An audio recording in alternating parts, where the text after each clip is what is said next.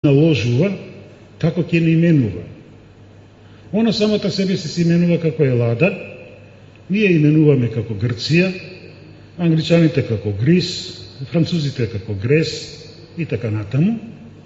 Според тоа Грција комотно може да назначува како што сака таа, но Грција нема право нам и на другите да им кажува како ние самите ќе се именуваме.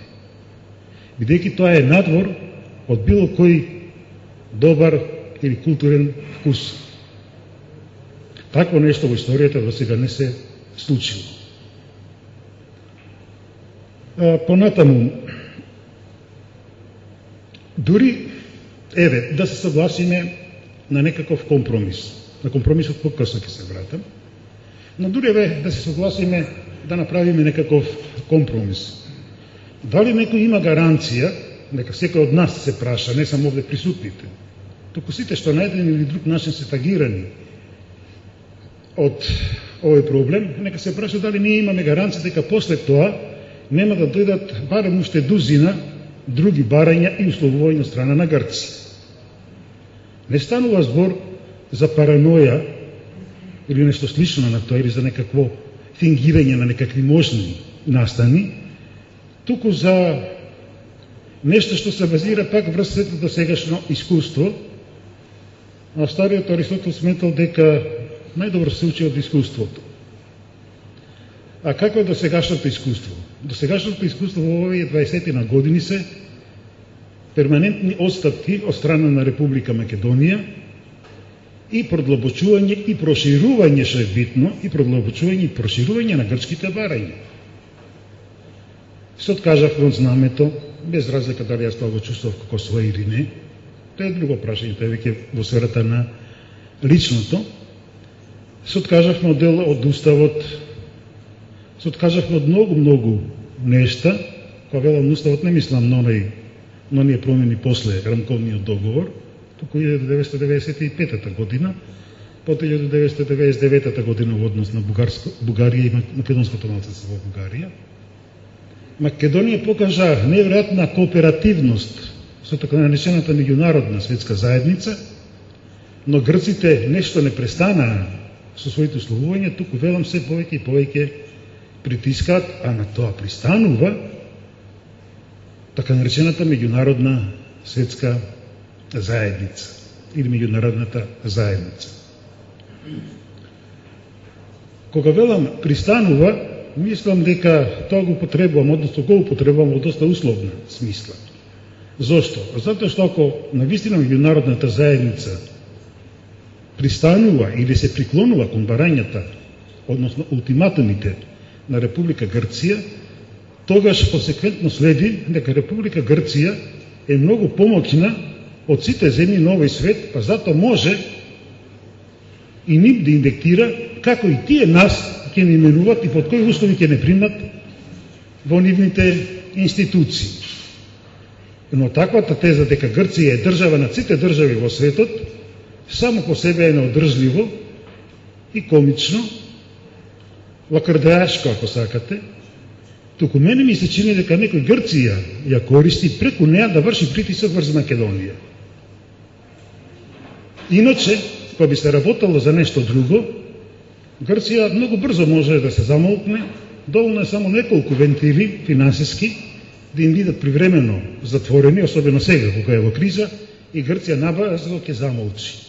Но Грција е само нечија пудличка, јас не можам да кажам чија пудличка, која лае во нечие друго име. Зошто тој другиот сака да го снема македонското име? Јас не знам, навистина не знам, но тоа чувство не можам да побегнам. А воедно ми се чини дека не се работи само за голо чувство, кој не е втемелено врз некакви факти, некакво искуство, туку произлегува токму од одредено искуство и за тоа веќе говори оно што претходно го кажав. Сега да дојдеме околу тој фамозен термин компромис. Што ние бараме од Грција, па да направиме со Грција компромис?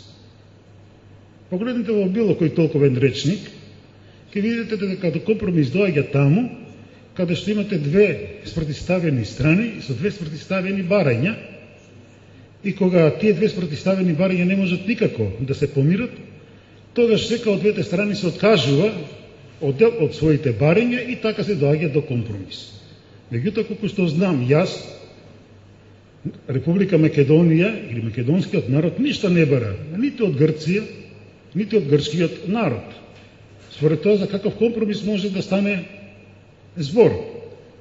Ако некој мисли дека компромис е тоа што ќе решам во ред, нема да се викам Република Македонија, тоа веќе не е компромис, туку тоа е капитулација.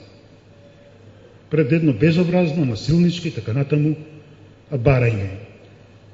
Мене целата ситуација ми наликува на следново, или можам да илустрирам на следниот начин. Си оди некој човек така по улица, го среќава некој непознат и му вели: господине, да знаете што јас имам една тула и можам да ви ја продадам за $1000. Минувачот му вели: благодарам, меѓутоа мене тулата не ми треба. Во ред, може би вас тулата не ви треба, но вие нема да поминете низ улицата. Вие убедени дека сепак можете да помените низ улицата и дека нема причина зашто да купувате тула и особено да дајате $1000 за таа тула, велите: но господине, во тој случај јас ќе се повречам, ќе се вратам назад. А овој му вели: нема враќање ни назад. А како нема враќање назад? Па така нема. Тулата морате да ја купите и таа чини $1000. Во меѓувреме веќе се собират минувачи и како секои дзиркачи, пазачи или сирчи почнуваат да се вмешаат во спорот, па прашуваат, односно почнуваат да советуваат: па добро бре луѓе, разумни се, што се расправат околу тоа? Па добро, не мора и $500, нека биде тоа. Овој човек се согласува, вели: добро, еве ви $500, да ме пустиш да продолжам по патот. Така некои кај нас го разбираат компромисот. Значи да си купите тула не за $1000, туку за $500, која патам и не ви ни треба. А и без тоа и така можете да продолжите нормално да живеете. Тоа се така наречените умни глави во Република Македонија, кои дал Господ ги има и надвор, различни посредници, медијатори. Едно време имаше олеснувачи, не околу името, но тоа се тие беневолентни луѓе кои сакат да ни помогнат во овој спор, некако да ја минеме улицата за $1000 и непотребна тула. Сега тие умно глави во Република Македонија кои се за наводно компромис, односно за откажување од нашето уставно име, кукаат, или барем дел од нив кукаат, односно лелекаат, дека биле прогласувани од другата страна, значи од онаа страна која не сака да се откаже од нашето уставно име, дека биле прогласувани од нив, значи, за предавници, не патриоти или апатриоти и така натаму, и секоја спротивставување на нивното мислење веднаш го доживуваат како атака, напад на слободата, на демократијата и така натаму. Меѓутоа, тука има една самонавидум мала закачка, а таа е следнава. И истите тие кои лекаат дека некој ги прогласува за непатриоти, луѓе кои ја предаваат судбината на Македонија, бидејќи со својата наводна тврдоглава се водат кон пропаст и така натаму, заборават дека прогласувајќи ги нив, значи заговорниците за непромена на името, за неодговорни луѓе кои водат Република Македонија кон пропаст, дека всушност самите тие нив ги прогласуваат за предавници, бидејќи секој кој државата ја води кон пропаст е заправо предавник. Според тоа, тие ги осудуваат другите за она за кое се жала дека тие другите нив ги осудуваат. И за тоа веќе еднаш треба да прекинеме. За тоа дали се некои предавници, односно десперадоси, другата страна и така натаму, бидејќи етикетирањето никаде не води освен кон зголемување на етикетирањето, а заборавање на суштинскиот проблем.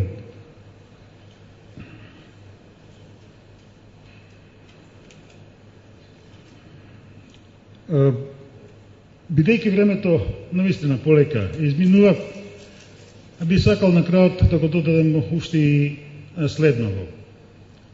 Некако во последниве години, особено во последната година, барем според моја перцепција, политичките партии на албанците во Република на Македонија амблок се за промена на името, бидејќи господата не можеле да издржат да живеат во една држава која не е членка на Европската унија и изгора не е членка на НАТО.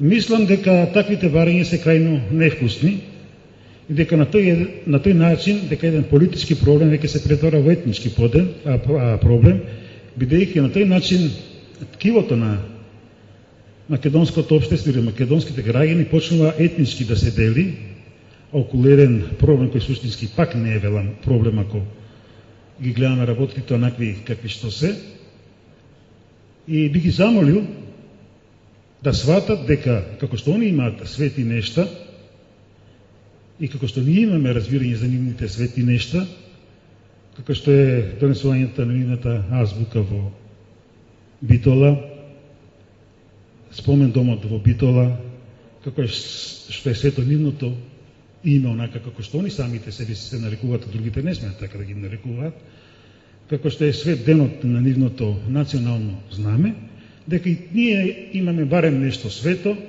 а тоа нешто свето е Република Македонија и да се викаме македонци. Ако ние имаме разбирање за нив, нормално е и тие имаат разбирање за нас.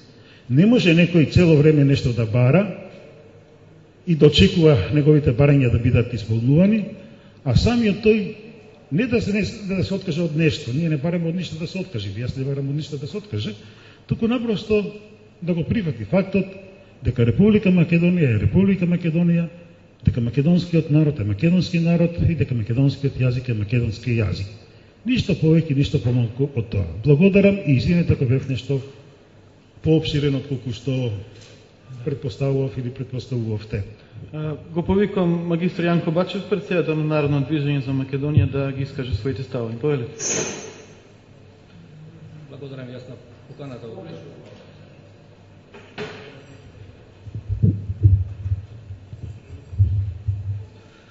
Благодарам на поканата од организаторот. Јас во моето излагање ќе бидам многу краток и ќе настојувам да упатам неколку конкретни пораки, сметајќи дека оваа трибина може да биде корисна само кога упатиме конкретни пораки кои што ќе бидат во интерес да го зачуваме уставното име.